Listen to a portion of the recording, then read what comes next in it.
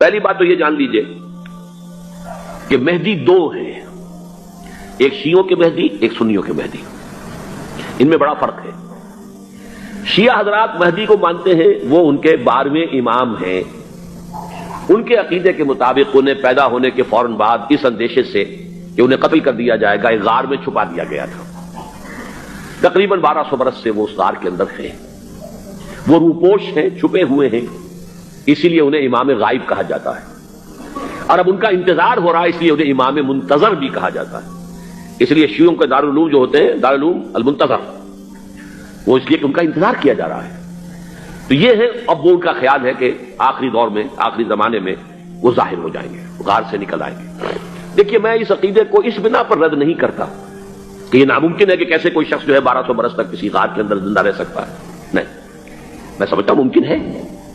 300 برس تک اصحاب کہف رہے کہ نہیں رہے؟ سوئے رہے، 300 ایئرس ہم مانتے ہیں۔ حضرت عیسیٰ اسی حیات عرضی کے ساتھ 2000 سال سے موجود ہیں آسمان پہ کہ نہیں ہے؟ آپ کو معلوم ہے حضرت عزیر 100 برس تک مرنے کے بعد دوبارہ زندہ کر دیے گئے۔ فَأَمَاتَهُ اللَّهُ مِئَةَ عَامٍ ثُمَّ بَعَثَهُ۔ تو ناممکنات میں سے کوئی سوال پیدا نہیں ہوتا، لیکن یہ کہ آیا کوئی امامت معصومہ کا تصور قرآن اور حدیث سے ہمیں ملتا ہے؟ پھر یہ کیا یہ موروثی امامت کہ حضرت علی کی نسل جو حضرت فاطمہ سے چلی ہے اسی میں یہ امامت ہوگی؟ اس کے لیے ہمارے پاس کوئی دلیل نہیں ہے، ہم اس کو تسلیم نہیں کرتے۔ ہم تو سمجھتے ہیں کہ معصومیت ختم ہو گئی محمد الرسول اللہ صلی اللہ علیہ وسلم پر، خاتم المعصومین ہے محمد الرسول اللہ۔ اب ان کے بعد تو اجتہاد ہے اور خلافت ہے، عام معاملات میں اجتہاد ہوگا، نظام خلافت کا ہوگا۔ تو ہمارے نزدیک جو میں جس مہدی کا نام لے رہا ہوں وہ مہدی ہے جو ایک مجدد ہوں گے، جیسے کہ مجددین کے نام میں نے آپ کو گنوائے ہیں، مجدد الفسانی ہو، شاہ ولی اللہ ہو، سید احمد بریلوی ہو، شیخ الہند ہو، ایک ہوں گے انسان جو پیدا ہوں گے انسانوں کی طرح، عام طور پر اپنی عمر کو پختگی کو پہنچیں گے، پھر وہ سامنے آئیں گے منظر پر، پھر وہ کام کریں گے، قیادت کریں گے، عرب میں ان کا ظہور ہوگا۔ دوسری بات یہ نوٹ کر لیجئے حضرت مہدی کے بارے میں، ہمارے ہاں احادیث کے جو مجموعے ہیں، ان میں جو ٹاپ کے 2 مجموعے ہیں، ان میں کہیں حضرت مہدی کا ذکر نہیں ہے، نہ صحیح بخاری میں نہ صحیح مسلم میں۔ لیکن ہم اسے نظر انداز نہیں کر سکتے کہ صحائح ستہ کی بقیہ 4 کتابوں کے اندر موجود ہے،